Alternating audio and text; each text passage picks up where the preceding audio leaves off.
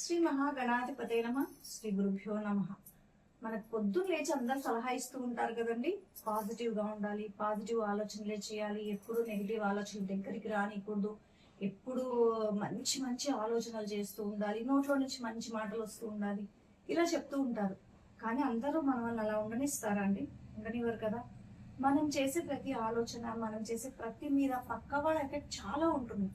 పక్క వాళ్ళ మన ఇంట్లో వాళ్ళే కావచ్చు, బయటి వాళ్ళు కావచ్చు. అలా ఎందుకు చేసావు, ఇలా ఎందుకు చేసావు, నువ్వు చేసిన తప్పు, నువ్వు ఇలా చేయకుండా ఉండాల్సింది అని కొంతమంది, okay average go go go అనేవాళ్ళు కొంతమంది, ఇలా చాలా మంది ఉంటారు. కానీ వాళ్ళ మాట ఎఫెక్ట్ మన మీద ఎంత ఉంటుంది అంటే మన ఆలోచన విధానమే మారిపోతుంది. నిజమే కదా, వాళ్ళు చెప్పింది కరెక్టే కదా, నేను తప్పు చేశానేమో అని ఇలా మనకు మనమే అనుకుంటూ ఉంటాం చాలా సార్లు. ఇలాంటప్పుడు ఏం చేయాలి అని శాస్త్రాలు, పురాణాలు, గురువులు, పెద్దలు ఒక మహామంత్రాన్ని కనిపెట్టారు. ఆ మంత్రం అనుష్ఠానం చేస్తే ఇటువంటి నెగిటివ్ ఆలోచనలన్నీ మనకు దూరం అవ్వడం కాదండి, మనకు ఇలాంటి నెగిటివ్ ఆలోచనలు ఇచ్చే వాళ్ళని దూరం చేస్తుంది.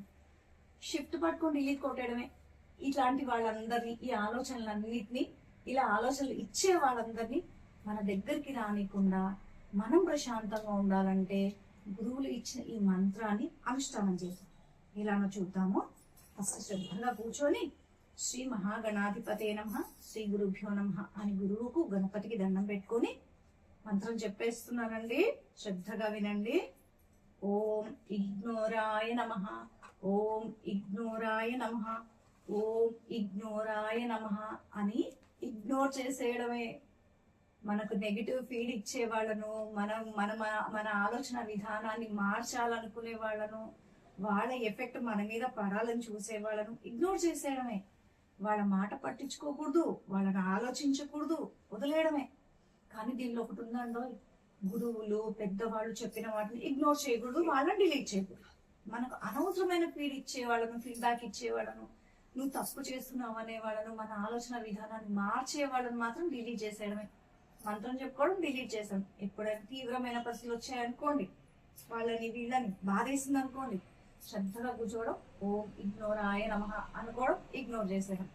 కానీ కొంతమందిని మనం అలా ఇగ్నోర్ చేయలేము. సొంత మన వాళ్ళు ఉంటారు కదండి, వాళ్ళని అలా ఇగ్నోర్ చేయలేము, డిలీట్ కూడా చేయలేము. అటువంటి వాళ్ళ గురించి మనం ఎలా ఆలోచించాలి, వాళ్ళ నుంచి మనం ఎలా సేఫ్ గా ఉండాలి అనేది నెక్స్ట్ ఎపిసోడ్ లో చూద్దాం. జయ శ్రీరామ్.